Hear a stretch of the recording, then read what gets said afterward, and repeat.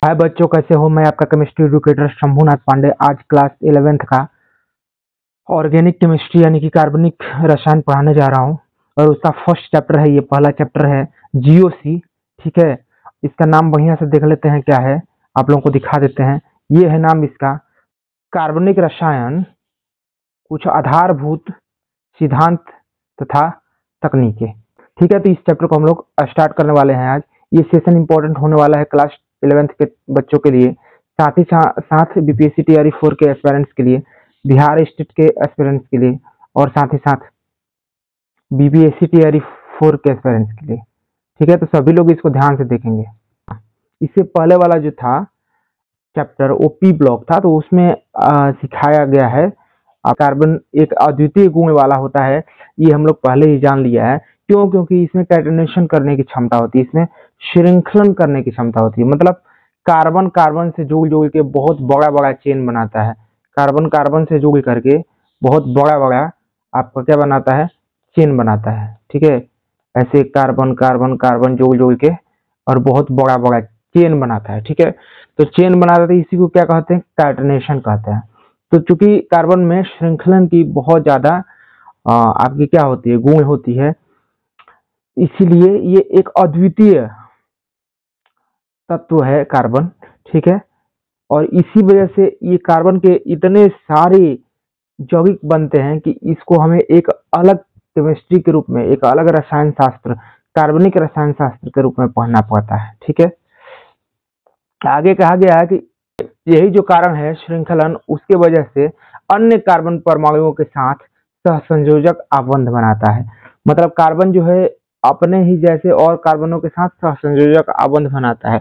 क्यों? क्योंकि इसमें कैटेनेशन यानी कि श्रृंखलन करने की क्षमता होती है। ठीक है, या अन्य तत्वों जैसे hydrogen, oxygen, nitrogen, sulphur, phosphorus, halogen के परमाणुओं के साथ भी सहसंयोजक बंध बनाता है। ये इतना ही नहीं करता, hydrogen, oxygen, nitrogen, sulphur, phosphorus, halogen के परमाणुओं के साथ भी सहसंयोजक आबंध बनाता है। कौन? कार्बन।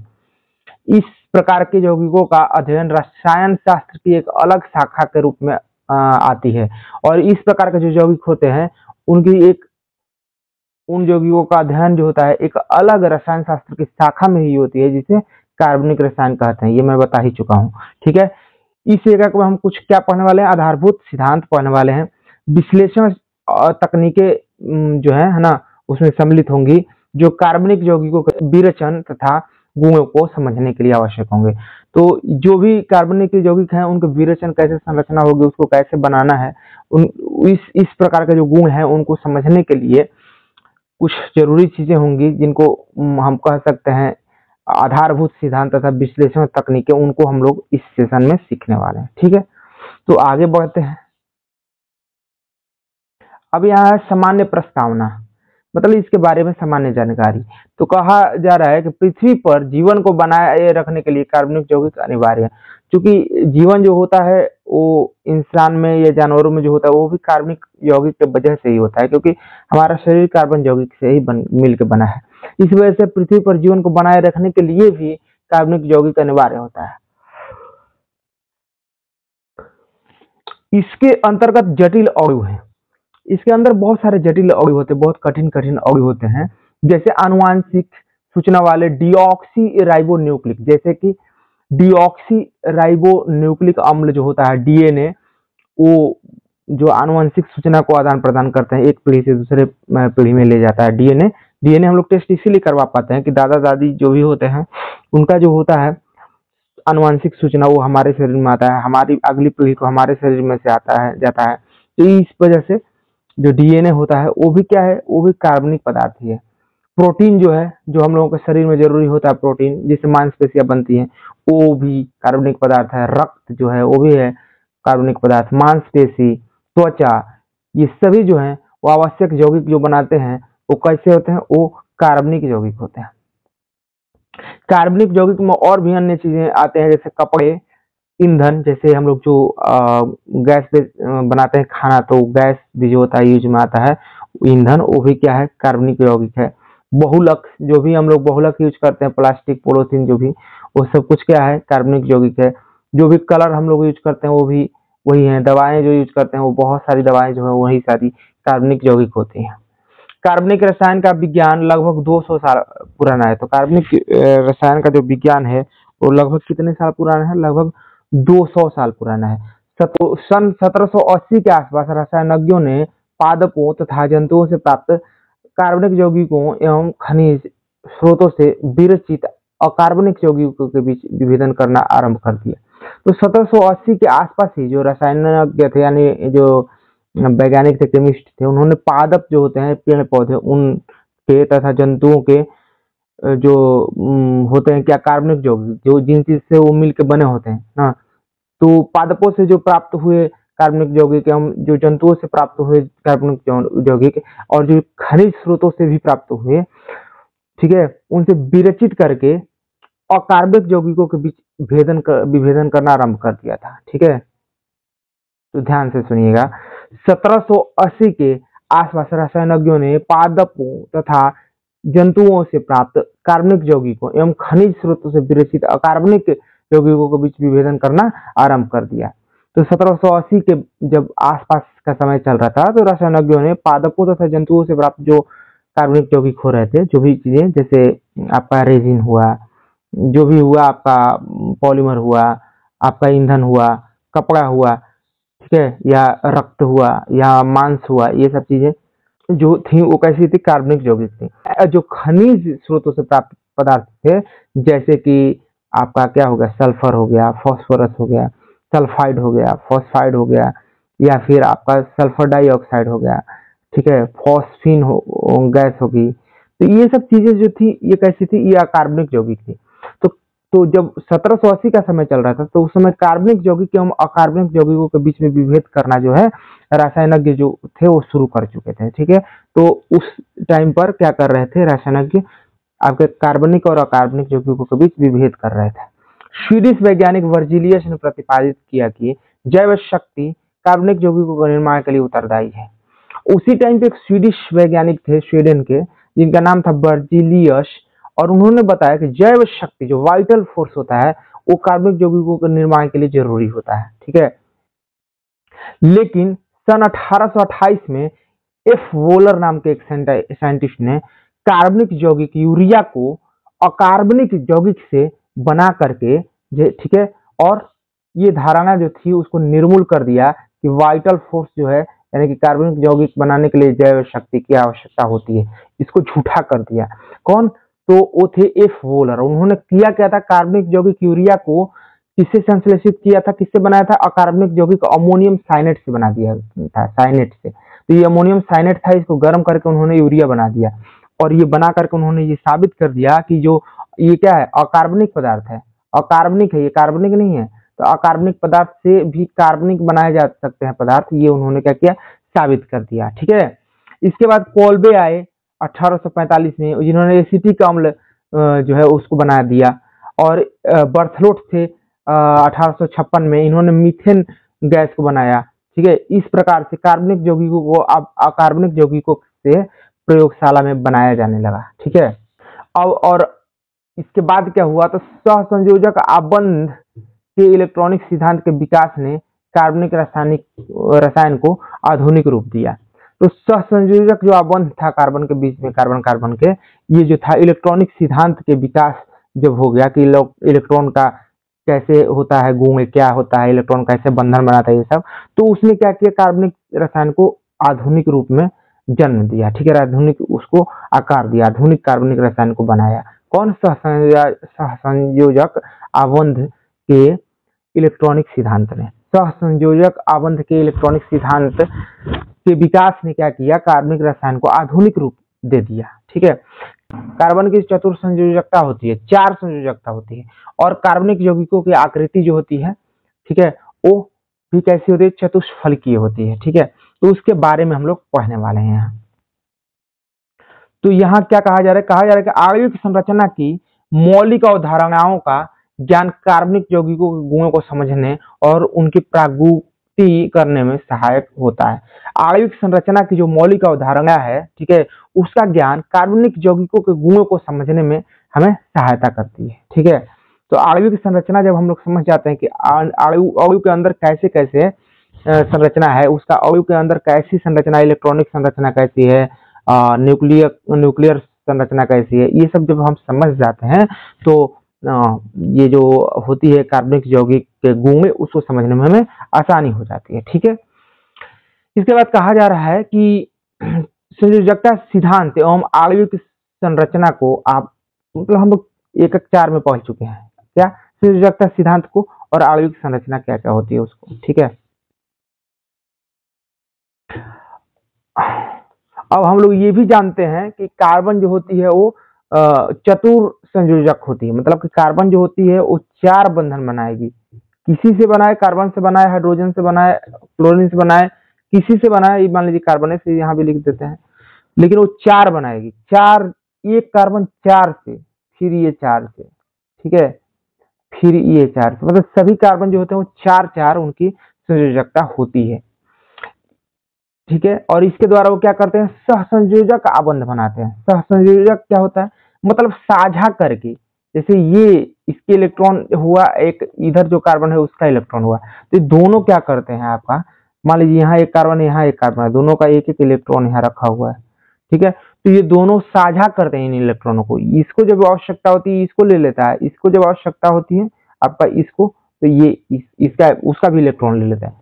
जब इसको आवश्यकता होती है तो ये इसका भी इलेक्ट्रॉन ले लेता है नीचे वाले का, और जब नीचे वाले को आवश्यकता होती है तो ऊपर वाले का इलेक्ट्रॉन ले लेता है। इस तरीके से मतलब शेयर होता है, क्या होता है, साझा होता है। तो यहाँ पे साझेदारी की जाती है। ठीक है, तो यहाँ साझेदारी करके आबंध कार्बन कार्बन के बीच में बनते हैं, या कार्बन के जो है हाइड्रोजन के बीच में और ऑक्सीजन के बीच में, मतलब साझा करके बनता है। सहसंयोजक बंध जो होता है, सहसंयोजक आबंध वही बनाता है कार्बन। ठीक है, और इलेक्ट्रॉनिक विन्यास तो पीछे हम लोग पढ़ चुके हैं आपके, अब मैं तो नहीं पढ़ाया हूँ, लेकिन जो ये सेशन देख रहा है वो पढ़ चुका होगा आपका।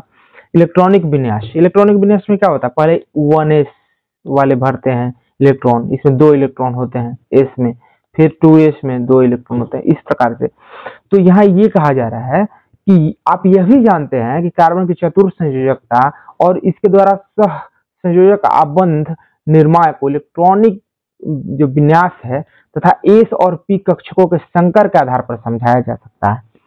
मतलब अगर कार्बन कार्बन के बीच में एक आबंध है तो कैसा है, ये आपका ये हुआ sp3, इसका संकर हुआ। तो यहाँ बताया जा रहा है एस और पी कक्षकों के संकर के रूप में, तो इसका sp3 संकरण हुआ, इस कार्बन का भी sp3 संकरण हुआ। लेकिन अगर यही कार्बन कार्बन के बीच में डबल बॉन्ड है, 2 आबंध है, ठीक है, द्वि आबंध है, तो वैसे केस में क्या होगा, sp2 और sp2 हो गया, sp2 और sp2 इसका क्या हो गया, हमारा संकरण हो गया। और अगर 3 है कार्बन कार्बन के बीच, तो sp इसका क्या हो गया, हमारा संकरण हो गया। ठीक है, इसको हाइब्रिडाइजेशन बोलते हैं अंग्रेजी में। आपको याद होगा कि मीथेन, एथीन, एथाइन के समान अवयवकाकृतियों को परमाणु कार्बन परमाणुओं द्वारा निर्मित क्रमशः sp3, sp2 और sp संकर कक्षकों की सहायता से स्पष्ट किया जाता है। वही मैंने बताया कि यहाँ अगर हाइड्रोजन है, यहाँ अगर कार्बन है और यहाँ ये हाइड्रोजन से आबंध बना लिया, 4 तो कार्बन बनाएगा ही आबंध, तो ये कैसा हो गया, sp3 हो गया इसका। वही कार्बन कार्बन 2 आबंध बना लिया एथीन में और साथ में 2 हाइड्रोजन से बना लिया ये। ठीक है, तो ये कैसा हो गया, ये sp2 हो गया इसका, क्या इसका sp2 क्या हो गया, हमारा संकरण है। और वैसे ही इथाइन जब लिया जाएगा तो 3 आबंध हो जाएगा, और एक हाइड्रोजन इधर, एक हाइड्रोजन इधर, तो यहाँ कौन सा संकरण रहेगा, sp रहेगा। तो यही चीज को यहाँ बताया है। ठीक है, अब कहा जा रहा है कि संकरण किसी यौगिक में आबंध लंबाई तथा आबंध इंथैल्पी को प्रभावित करता है। मतलब संकरण कैसा है, sp है, sp2 है, sp3 है, ये प्रभावित करेगा कि जो बंधन बना है, ठीक है, वो उसकी लंबाई कितनी होगी और उसकी ऊर्जा कितनी होगी। ठीक है, मजबूत होगी तो ऊर्जा ज्यादा होगी, और कमजोर होगी तो लंबाई आबंध की ज्यादा होगी। ठीक है, sp संकरित जो कक्ष होते हैं, कक्षक, उनमें s गुण अधिक होने के कारण जो कक्षक होते हैं वो नाभिक के समीप होते हैं, तथा sp जो संकरित कक्षक द्वारा निर्मित आबंध sp3 संकरित कक्षक द्वारा निर्मित आबंध की अपेक्षा अधिक निकट तथा अधिक सामर्थ्यवान होता है। और इसीलिए क्या होता है कि जो sp संकरित कक्षक द्वारा निर्मित आबंध होता है वो sp3 संकरित कक्षक द्वारा निर्मित आबंध की अपेक्षा अधिक निकट तथा अधिक सामर्थ्यवान होता है। संकरण किसी यौगिक में आबंध लंबाई तथा आबंध एंथैल्पी को प्रभावित करता है। ये तो मैं बता दिया कि संकरण किसी भी यौगिक में उसकी लंबाई कितनी है आबंध की, उसको, और आबंध कितनी एंथैल्पी है उसको प्रभावित करता है। और sp संकरित कक्षक में s गुण अधिक होने के कारण यह नाभिक के समीप होता है। और जो sp संकरित कक्षक होता है उसमें s गुण चूंकि ज्यादा होता है, इसलिए ऐसा जो कक्षक होता है वो नाभिक के समीप होता है। और इसी वजह से जो sp क्या कहा जा रहा है यहाँ के, अतः sp संकरित कक्षक द्वारा निर्मित आबंध sp3 संकरित कक्षक द्वारा निर्मित आबंध की अपेक्षा अधिक निकट तथा अधिक सामर्थ्यवान होता है। इसीलिए जो होता है sp संकरित जो कक्षक होता है वो उसका जो उससे जो आबंध बनता है वो नजदीक नजदीक बनता है, नजदीक रहता है, और उसकी जो समर्थ होता है वो ज्यादा होता है। और sp3 जो होती है उसकी लंबाई ज्यादा हो जाती है और उसका जो समर्थ होता है उस आबंध का वो कम होता है। ठीक है। sp2 जो होता है वो मध्यम होता है, न ज्यादा कमजोर न ज्यादा मजबूत, न ज्यादा उसका एंथैल्पी कम होती है न ज्यादा बहुत ज्यादा होती है। ठीक है। जबकि sp जो होती है उसकी एंथैल्पी जो है बॉन्ड एंथैल्पी यानी कि आबंध एंथैल्पी वो ज्यादा होती है और sp3 की कम होती है। ठीक है। क्योंकि वो सिंगल सिंगल बंधन होते हैं, अकेले अकेले बंधन होते हैं, तो उनकी आपकी क्या होती है, आबंध की एंथैल्पी कम होती है। लेकिन ये द्वि आबंध होते हैं जो है sp2 में, तो वहां पे क्या हो जाता है आपका, इसका एंथैल्पी जो है आबंध का वो अधिक हो जाता है। ठीक है। ये चीजें दी हुई हैं। कार्बन पर स्थित संकरित कक्षक की इस प्रकृति पर उसकी विद्युत ऋणात्मकता में वृद्धि होती है। मगर अगर ऐसा देखा जाए तो sp जो होता है, sp जैसे कार्बन कार्बन 3 आबंध बना के ऐसे बनाया हुआ है एथाइन। ठीक है। तो ऐसे केस में sp है तो इसमें 50% p है और 50% ही क्या है, 50% ही s है। तो ऐसे केस में क्या है, s का जो नेचर है, प्रकृति है, वो ज्यादा है, यहाँ ज्यादा दिखेगी, और sp3 में कम दिखेगी। क्यों? क्योंकि यहाँ पर मात्र 25% s का जो है गुण दिखेगा और बाकी जो आपका कितना है 75% वो किसका दिखेगा, वो दिखेगा sp3 का। ठीक है। तो इस वजह से यहाँ सबसे खराब हालत में होता है जो विद्युत ऋणात्मकता है, क्योंकि इस कैरेक्टर एस का जो प्रकृति हो जितना रहेगा जिस आबंध में वो उतना विद्युत ऋणात्मक होगा, और जिस आबंध में sp3 होगा जो आबंध, ठीक है, तो इसमें क्या हो गया, एस का कैरेक्टर यानी एस का जो प्रकृति है वो कम हो गई, तो वो आबंध जो होगा वो कम ऋणात्मक होगा। ये सिर्फ आबंध पे नहीं, इस पे भी डिपेंड करता है, कक्षक पे भी। जिस कक्षक में जो संकरण कक्षक है, संकरित कक्षक है, उसमें अगर sp संकरित कक्षक है तो एस का जो प्रकृति है वो ज्यादा उसमें शो होगी, इस वजह से क्या हो जाएगा, उसका जो है विद्युत ऋणात्मकता ज्यादा होगी। लेकिन sp3 अगर संकरित कक्षक है तो उसमें एस का जो कैरेक्टर है, एस का जो प्रकृति है वो कम है, इस वजह से वहां विद्युत ऋणात्मकता कम होगी। ठीक है। और ये जो विद्युत ऋणात्मकता होती है, विद्युत ऋणात्मकता जो होती है, अपेक्षित विद्युत ऋणात्मकता संकरित कक्षकों की जो होती है वो प्रभाव भी डालती है कार्बनिक यौगिकों के भौतिक और रासायनिक गुणों पर। इनके बारे में हम लोग अगले क्लास में पढ़ेंगे। ठीक है। तो इस सेशन को यही एंड करेंगे, ये इंट्रोडक्शन क्लास था। तो ठीक है, have a nice day, thank you, bye.